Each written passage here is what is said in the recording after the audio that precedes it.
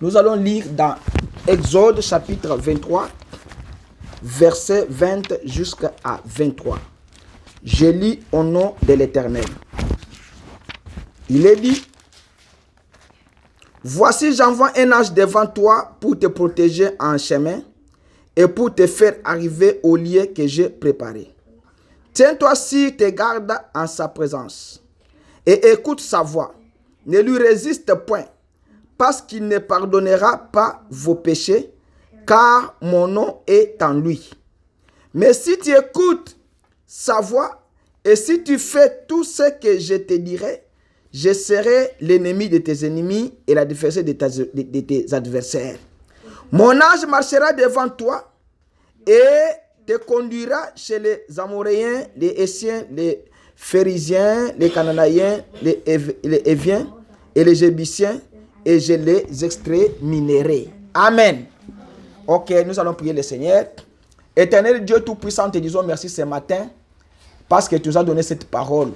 Alors la parole que tu nous as donnée, Seigneur, est à toi. C'est toi qui es l'interprète de ta propre parole. Alors écarte-moi du chemin, écarte mon frère dans son chemin. Parle-nous ce matin, Seigneur, comme notre Père qui parle à ses enfants. Si tu nous réprimandes pour un péché, pour une faute, pour une erreur, Seigneur, que nous sortons dans la joie que notre Père nous a réprimandé et nous a pardonné et nous sommes maintenant en bonne relation avec lui. Seigneur Jésus, moi je suis un homme, toi tu es Dieu.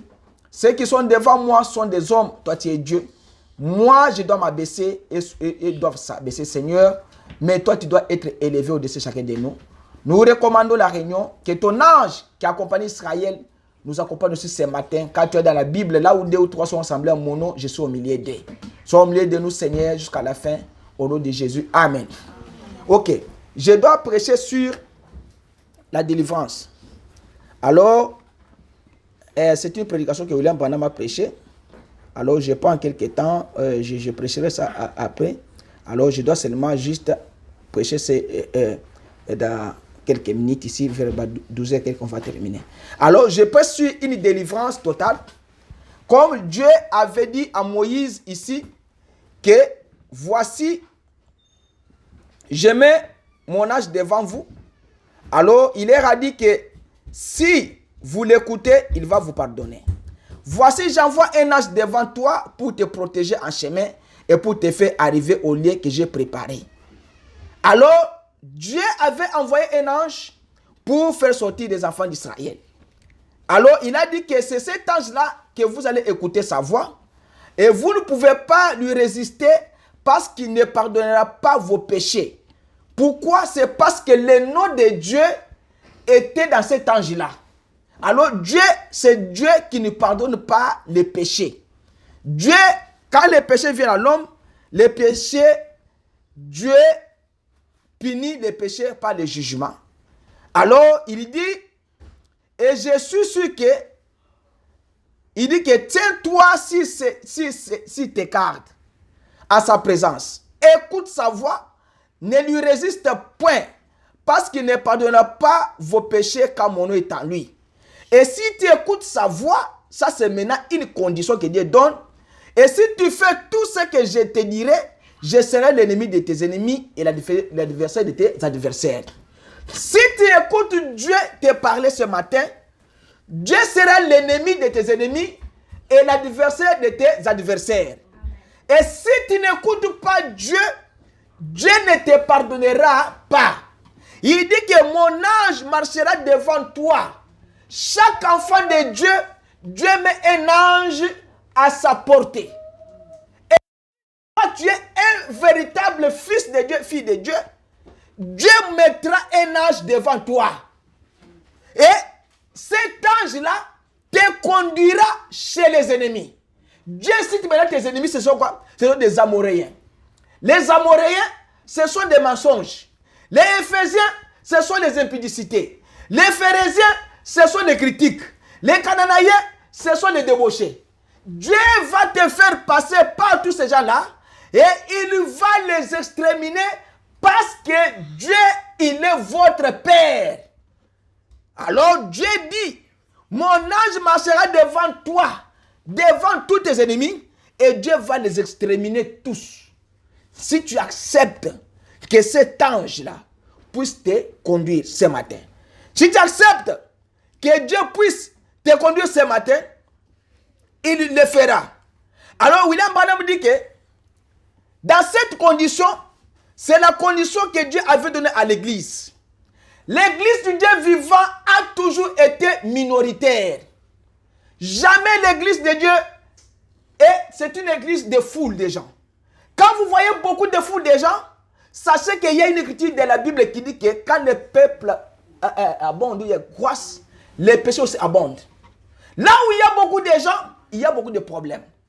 Un homme qui est célibataire, il a qu'un seul problème. C'est aller au travail, dormir, aller au travail et faire le nécessaire. Quand il a sa femme, il a 2 problèmes. Il a un enfant, il a 3 problèmes. Il a 4 enfants, il a 4 problèmes. C'est que l'église du Dieu vivant a toujours été minoritaire, comme le Branham dit. Il dit que, mais les membres de l'église, cette église-là, pour l'église du Dieu vivant, l'église vit sous les privilèges que Dieu leur a accordés. Jamais un chrétien ne vivait pas en dessous des privilèges que Dieu vous a donnés. Je vous ai prêché le dimanche passé le pouvoir de la parole. C'est de ne pas vivre en dessous des privilèges que Dieu vous a donnés. Dieu vous dit que vous marcherez sur les scorpions, les serpents. Et toi, tu veux que les serpents, les scorpions marchent sur toi. C'est que tu as renversé la parole. C'est que l'église marchait en dessous de Dieu leur avait accordé. Alors, mais William Branham dit que si seulement nous savons que ceci c'est une église du Dieu vivant, non pas Branham Tabernacle, non pas n'importe quelle église que vous appartenez, mais il dit que dans tous les pays, quand vous savez que dans votre église, vous avez la parole et vous avez Dieu qui vous suit, suivez ce Dieu-là. Si vous croyez que vous avez réellement Dieu, suivez le Dieu-là que vous croyez. C'est pourquoi les gens partent dans cette église ici, ils partent ici, ils disent que non, ici on ne prêche pas bien. Ici on ne prêche pas bien. Mais à un certain moment, il va trouver un endroit où son âme est nourrie. Le problème des chrétiens, c'est quoi? C'est que c'est un problème de l'âme. L'âme est nourrie par quelle parole? Un pasteur qui monte en chair, qui prêche, parce que sa femme porte les pantalons, lui ne peut pas prêcher que les femmes ne peuvent pas porter les pantalons. C'est que le pasteur cache quelque chose. J'ai reçu quelqu'un qui m'a dit que le pasteur a lu l'écriture. Parce que sa femme était là, sa femme marchandait à l'église. Maintenant, l'église l'a condamné que vous ne pouvez pas vendre dans l'église. Là, vous le savez que Jésus avait tapé les gens dans les temples. Mais lui a sauté l'endroit pour dire au peuple qu'à l'église, on ne peut pas faire de commerce. Il a sauté parce que quoi? Sa femme faisait quoi? Le commerce à l'église. Voilà. Quand il fait des compromis comme ça, William Branham dit que ce sont des demi-prédicateurs. Parce qu'un prédicateur complet ne fera pas le compromis avec la parole de Dieu. Mais il dit que Moïse, quand il était appelé pour aller secourir ou bien pour aller faire sortir les enfants d'Israël, Dieu avait équipé Moïse de toute la parole et de toutes les munitions possibles. Et Dieu, il a envoyé Moïse. Alors pour faire quoi? Parce que Moïse, pour aller libérer les enfants d'Israël, mais Moïse avait l'équipement. Branham dit que Moïse avait l'équipement complet. Il était équipé complètement de tout ce qu'il faut pour faire sortir les enfants d'Israël en Égypte. Mais il dit que si Dieu appelle un homme, si Dieu appelle un prédicateur, il met quelque chose en lui. Il met quelque chose en lui, ce qu'il faut pour prêcher. S'il est un docteur, il met quelque chose en lui pour expliquer les gens les Écritures. S'il est un prophète, il met quelque chose en lui pour voir des visions et prononcer la parole du Seigneur. Il dit que s'il est un apôtre, un missionnaire, Dieu met quelque chose en lui. S'il est un évangéliste, lui ne pardonne pas les péchés. Dieu équipe son homme. Et quand Dieu l'appelle comme ça, il dit que quand Dieu appelle un homme, il l'équipe et il fait quoi? Il le modèle. Il lui change le modèle de l'âge. Parce que l'âge a embrassé quelque chose que Dieu n'a pas aimé. Ils ont bouleversé la parole du Seigneur, mais Dieu lui donne un nouveau modèle. Voici comment vous allez prêcher l'évangile. Voici ce que tu dois dire au peuple. Parce que le prophète, ce que les gens ne comprennent pas, un prophète n'écoute pas un homme. Le prophète écoute Dieu qui lui a envoyé. Et quand lui parle, ce n'est pas lui qui parle, c'est l'Esprit du Seigneur qui parle à travers lui. Parce que Jérémie avait dit à Anania que toi et moi, nous savons que les prophètes qui ont apparu avant toi et moi ont prédit ces choses. Il parlait de qui, Jérémie? Il parlait d'Ésaïe et les autres qui avaient prophétisé. Mais si un prophète prophétise, on reconnaît qu'il est prophète par l'accomplissement de ce qu'il dit. C'est que le prophète ne pouvait pas dire une parole et la parole ne rate jamais. Tout ce qu'il dit, toutes les visions s'accompliront effectivement. Et Dieu prend un modèle comme le prophète là. Dieu vous dit que voici les modèles que vous devez suivre. Pour l'âge que nous vivons, pour l'âge de Noé, il a placé Noé comme un modèle. Il a placé Moïse comme un modèle. Il a placé Jérémie comme un modèle. Il a placé les Jean-Baptiste comme des modèles, Élie comme des modèles. Il a dit, c'est lui que vous devez suivre. Les gens ont dit, moi je ne peux pas les suivre. William Branham dit que Jézabel, Dieu avait dit que Élie c'est ton pasteur. Jézabel dit que lui n'est pas mon pasteur, moi je le refuse. En refusant Élie, automatiquement vous refusez, vous rejetez Dieu. Il dit, Dieu forme. En dehors du modèle que Dieu place dans les prophètes, Dieu les forme. Et Dieu les façonne de sa manière pour proclamer la parole qu'il a donnée. Moïse était un prophète complet. Et Moïse, lorsqu'il était un prophète complet, il ne pouvait pas faire le compromis avec la parole de Dieu. William Branham vous dit qu'aujourd'hui, il y a des prédicateurs qui sont des demi-prédicateurs. Il y a des chrétiens qui sont des demi-chrétiens. Mais ce n'était pas ça la volonté, ce n'est pas ça la volonté du Seigneur. Dieu veut que vous puissiez être un chrétien complet. Quand vous venez à l'église, vous savez qu'à l'église, on donne la dîme, on donne les offrandes. Vous savez qu'à l'église, on ne peut pas manger le chewing-gum à l'église. Vous savez qu'à l'église, on ne peut pas parler à un ton élevé. Vous savez qu'à l'église, on doit être révérencieux. Vous savez qu'en dehors de l'église, il y a la maison. Dans la maison, il faut que je me comporte comme ça. En dehors de la maison, il y a l'école. Il faut qu'à l'école, je me comporte comme ça. Parce qu'un chrétien doit avoir un modèle à suivre. Un chrétien doit être un modèle partout. Au travail, qu'on ne vous voie pas en train de manger avec les autres personnes. Non, non, non, non. Ici en Amérique, on n'a pas besoin de manger ensemble dans un même casserole, mais dans un même, comment on appelle ça, plate. Sagne, hein? Plate. On ne peut pas manger comme ça. Nous savons que un chrétien doit être un modèle. Mais on a dit que le chrétien se fait un demi-prédicateur, un demi-chrétien. C'est lui-même qui s'est fait en faisant le compromis. La Bible dit que l'homme ne peut pas laisser les cheveux comme une femme à Kangina Yangwe comme une laïe. Mais toi tu le laisses. Tu t'es fait un demi-chrétien. Il y a quelqu'un, je vais vous dire que William Branham, comme il avait la calvitie, il mettait les postiches ici pour que la chaleur là ne puisse pas les chauffer. Mais un jour, son fils Billy Paul a trouvé ça que c'est mauvais. Et Dieu a reproché son fils. Dieu a dit que non, non, non, non, non. William Branham a dit Dieu est fâché contre toi. Pourquoi? Parce qu'il se fâche contre la protection de son père. Il y a d'autres choses que Dieu permet et des autres personnes que Dieu permet de faire des choses comme ça. Les autres personnes, Dieu ne les permet pas. Vous savez l'histoire de Osée? Je crois Osée quelque chose comme ça. Dieu l'a envoyé d'aller consulter une femme prostituée. Vous savez l'histoire de Jésus? Jésus, les disciples l'ont trouvé seul avec une femme au puits. Et si toi, on te laisse dans une brousse avec une femme d'autrui, qu'allez-vous faire? Il y a d'autres choses que Dieu peut permettre à celui-ci de faire, mais à l'autre, il ne lui permet pas. Il te dit que toi, tu ne peux pas faire ça. C'est pourquoi les gens se font des demi-prédicateurs, des demi-chrétiens. Mais William Branham dit que ce n'était pas ça la volonté de Dieu. La volonté de Dieu, c'est que ces gens-là puissent s'abandonner entièrement à Dieu et puissent se tenir à la brèche et prêcher la parole de Dieu. Même par votre comportement, tu ne peux pas être prédicateur, mais ton comportement au travail. On te demande, toi tu pries, j'ai pris à tel endroit. Je vois ta manière de vivre, tu m'as attiré. Ok, comme tu m'as attiré, est-ce que je peux venir dans votre église et communier? Oui.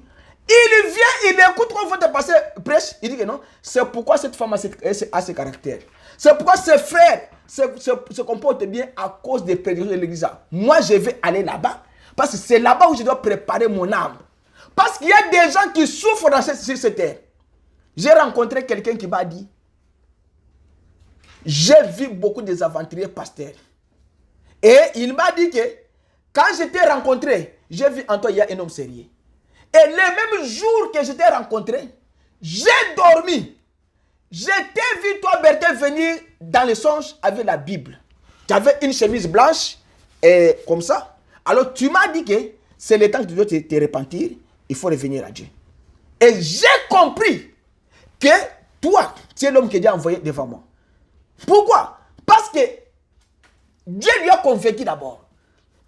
Il a suivi mon caractère. Il y a quelqu'un même dans notre maison qui nous avait dit, je suis resté avec vous pendant longtemps, alors je vous ai étudié pour voir si vous êtes comme ça, comme ça. Non, non, non, non, non. Et il a dit que non, je ne vous ai trouvé avec aucun problème. C'est que vous devez être irréprochable. C'est ça ce qu'on appelle une délivrance. Alors, abandonnez-vous à Dieu. Oui, abandonnez-vous à Dieu. Oh, Moïse, Dieu avait fait de lui un prophète complet. Il n'avait pas un endroit où on devait lui reprocher. Et pour une délivrance complète, il a dit, nous allons sortir de l'Égypte avec tout. Même les ongles écotiques à la tête. Et Moïse s'était complètement livré entre les mains de Dieu. C'est pour ça qu'il était alors ce qu'il était. Quand un chrétien s'abandonne à Dieu, Dieu lui change. Dieu le transforme. Ne cherchez pas à être transformé par les paroles d'un homme. Non, non, non, non, non, non. Ne cherchez pas à être transformé par les paroles d'une autre personne. Non. Soyez transformés et modelés par la parole du Seigneur. Il était tellement complet en Dieu que Dieu pouvait avoir confiance en lui. Est-ce que ce matin, nous les chrétiens, Dieu peut avoir confiance en nous? Calculez la semaine qui est passée ici. Est-ce que si tu te mets devant Dieu, tu vas dire non, Dieu, j'ai fait que tu puisses tuer cet homme. Dieu va te dire non, est-ce que moi d'abord j'ai confiance en toi? Dieu a confiance à quelqu'un par rapport à la position qu'il prenne à sa parole. Quand vous écoutez la parole de Dieu, vous faites exactement ce que Dieu dit, Dieu a confiance en toi. Et si vous ne le faites pas, Dieu ne mettra pas sa confiance en toi. Parce que Dieu a dit que tous ceux qui s'abandonnent à l'Éternel renouvellent quoi? Leur force. Ils s'envoleront comme quoi? Les aigles. Un aigle, c'est un oiseau qui monte haut, là où les autres oiseaux ne peuvent pas monter. Amen. Et il est constitué d'une manière différente avec tous les autres oiseaux. Aussi longtemps qu'il monte et il voit plus haut. Alors il dit, abandonnez-vous. Parce que Moïse s'était abandonné entièrement à Dieu. C'est pourquoi il était un prophète complet pour une délivrance complète. Alors s'abandonner à Dieu et Dieu aura confiance en vous. Il dit ce matin, je me demande si comme chrétiens, nous avons abandonné notre propre volonté.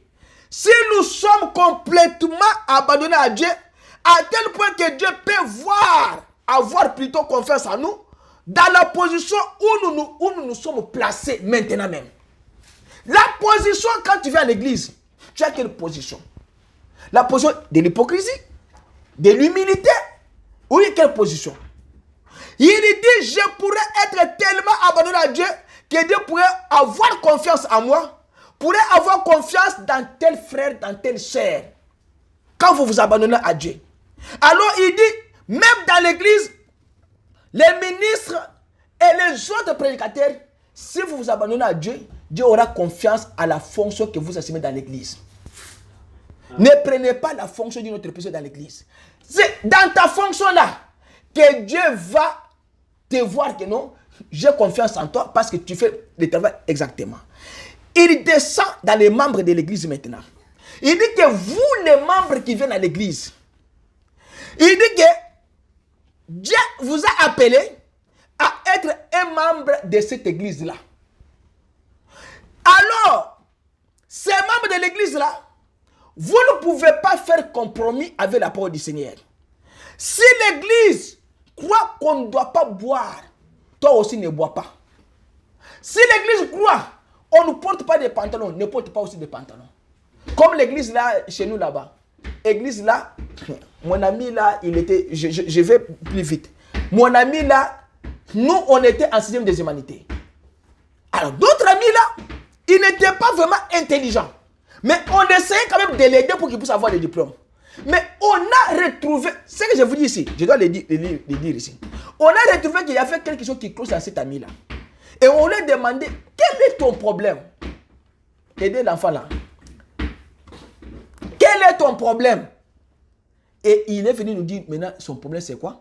Lui est dans une église où leur pasteur ou bien leur évêque là, général là, ils avaient une doctrine que dans cette église, il n'y a pas la femme d'autrui.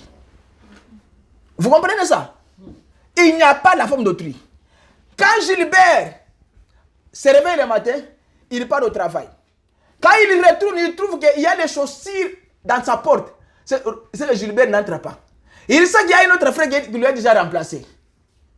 Lui aussi va aller chercher aussi la maison où il trouve qu'il n'y a pas de chaussures dans la porte. Quand il trouve que les chaussures ne sont pas dans la porte, il entre aussi là-bas, il dort avec la femme d'autrui. C'est ça l'église. Mais ils avaient cru, ou la madame dit que si dans votre église, vous avez le système de changer de femme, croyez, changer de femme. Et vous aurez des enfants. Aussi, on a pasteur, moi na diacre, moi na administrateur. Si l'église croit que vous ne pouvez pas jouer au jeu de cartes, les bingo, ne jouez pas. Si votre église croit que vous ne pouvez pas boire, fumer, des tabac, autre chose, critiquer les gens, marcher mal, impudicité et tout, ne le faites pas.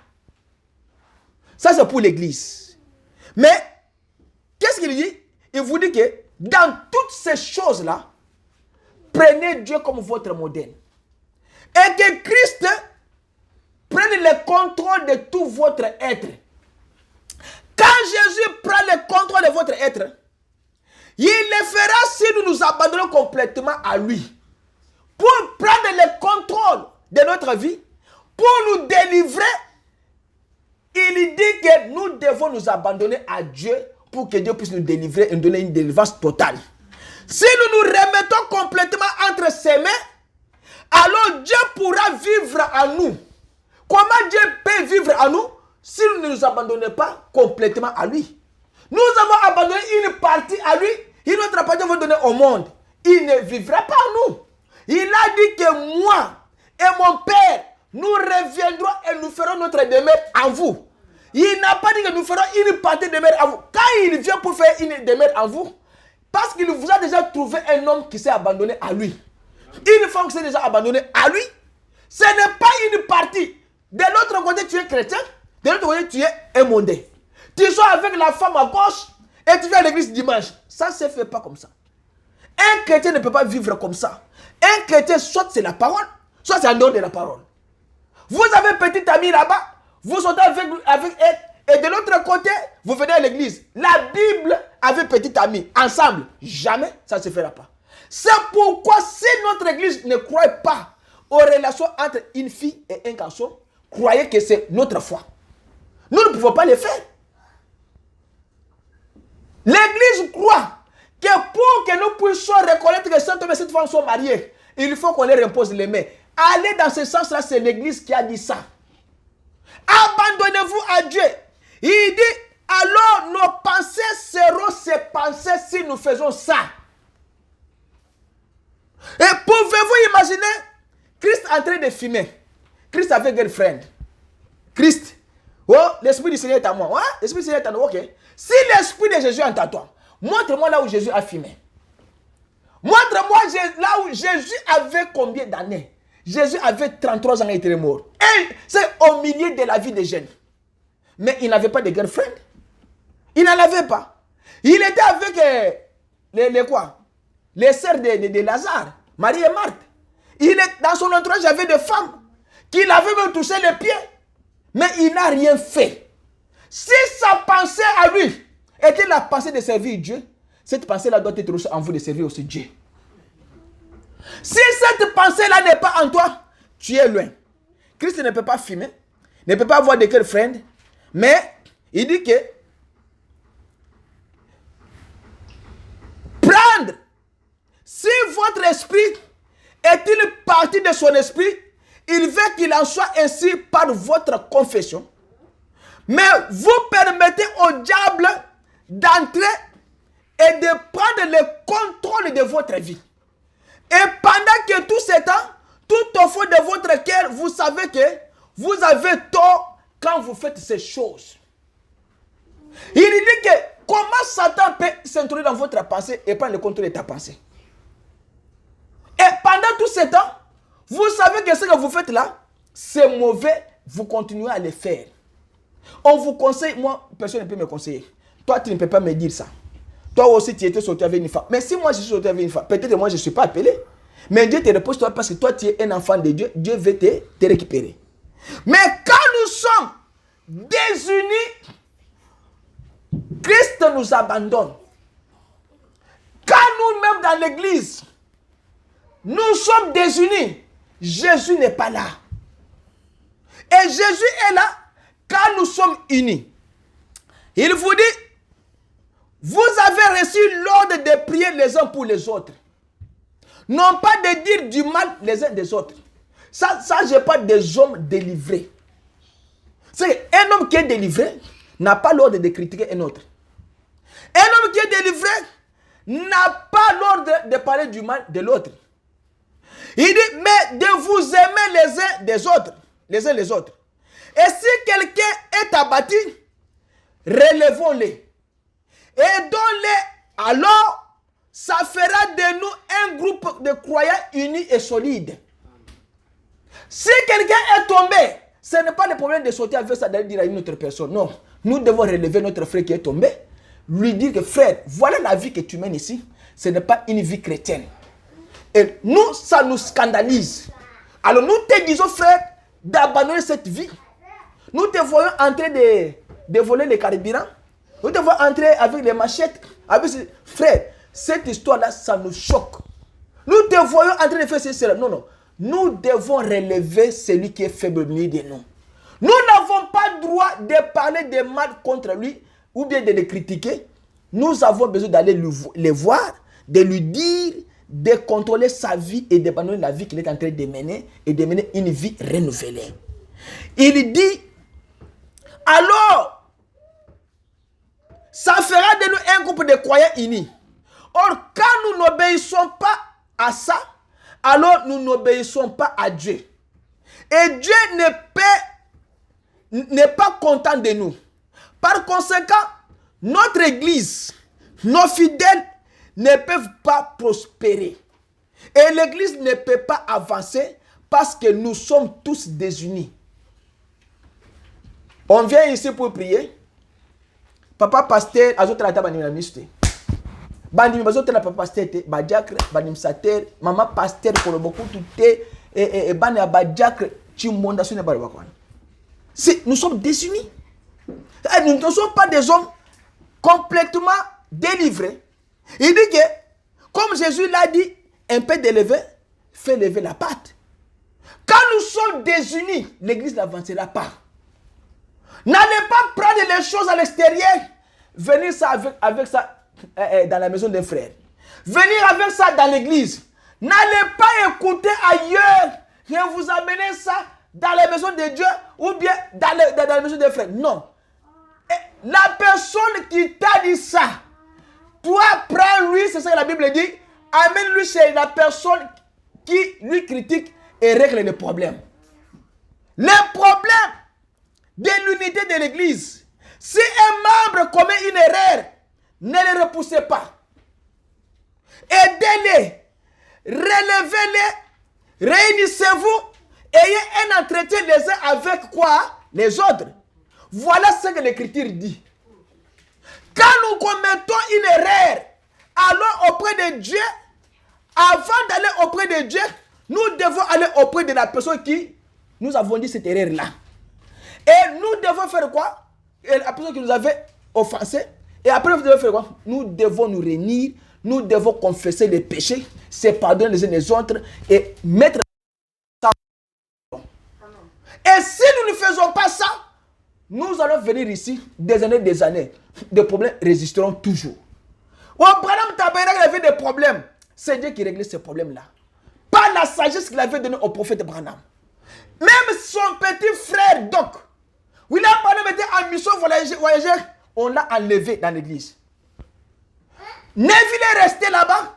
On a pris Neville, on voulait chasser Neville de l'église, les mettre dehors.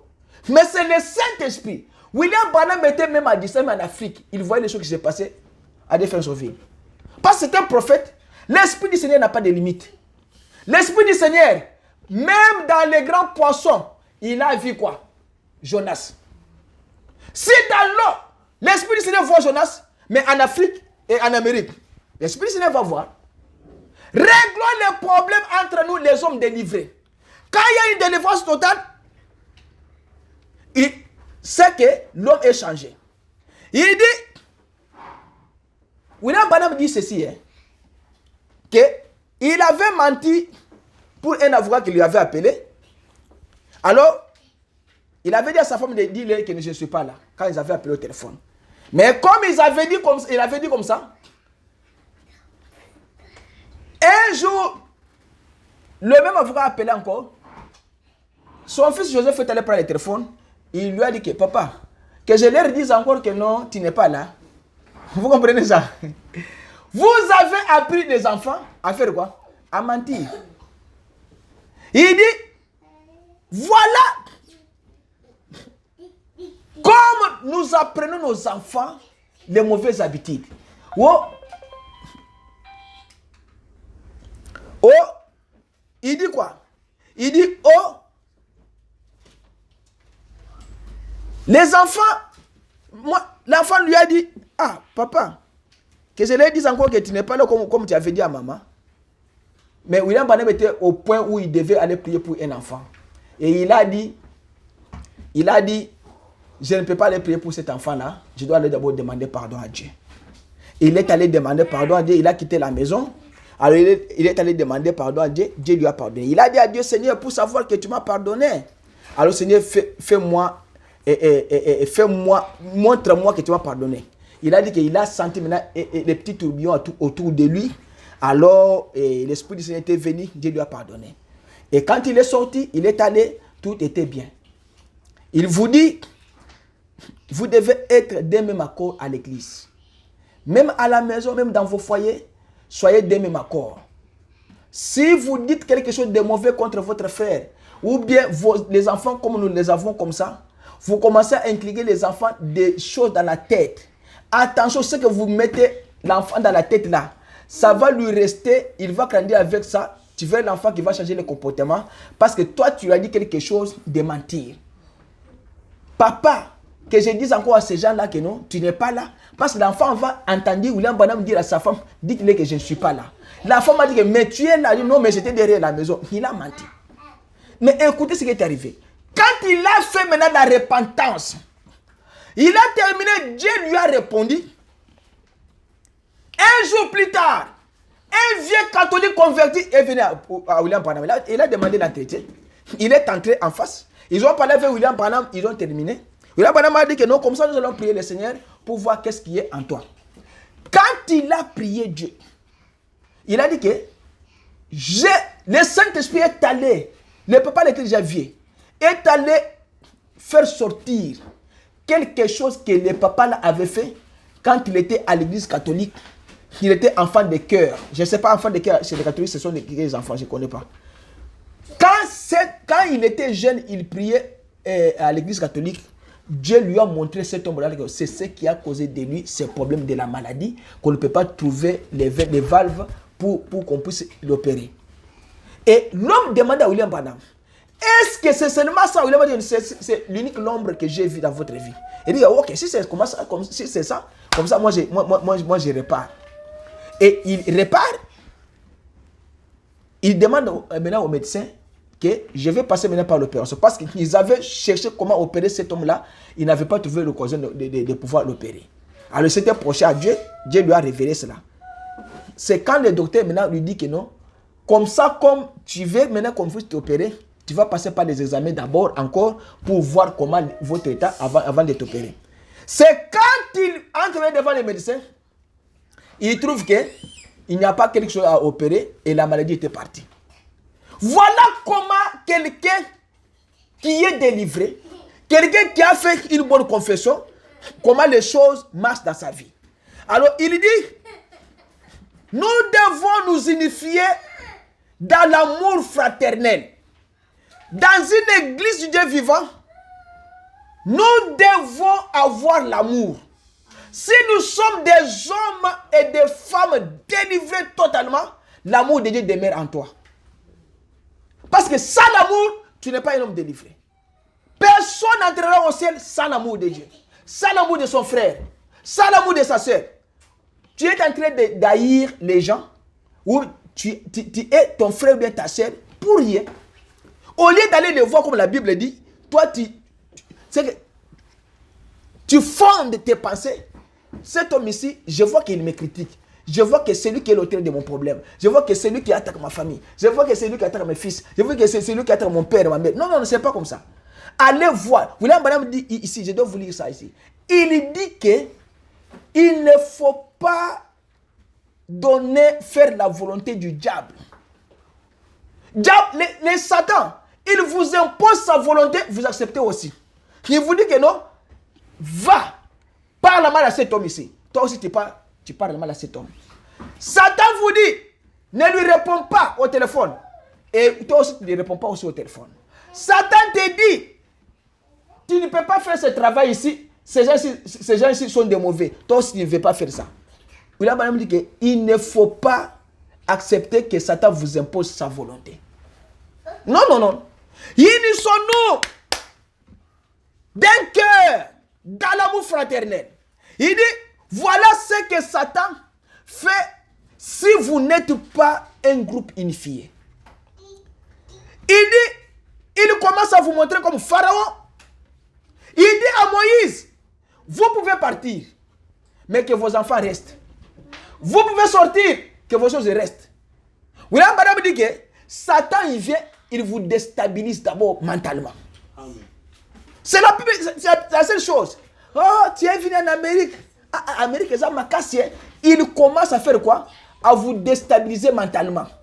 Mais toi, en tant que chrétien ferme, tu diras à Satan, je m'en sortirai en Amérique. Amen. Ah oui! Il a dit à Pharaon, a dit à Moïse, vous pouvez tous partir, mais laissez vos enfants ici. Laissez vos bétails. L'Amérique est difficile. Moyate, Lukuta. Oh, en Europe là-bas, Lukuta. Toi, dis seulement que moi, je ne suis pas de cette race-là. Moi, je m'en sortirai. Amen. Si maman va sortir ma vitre, là, il va sortir la vitre.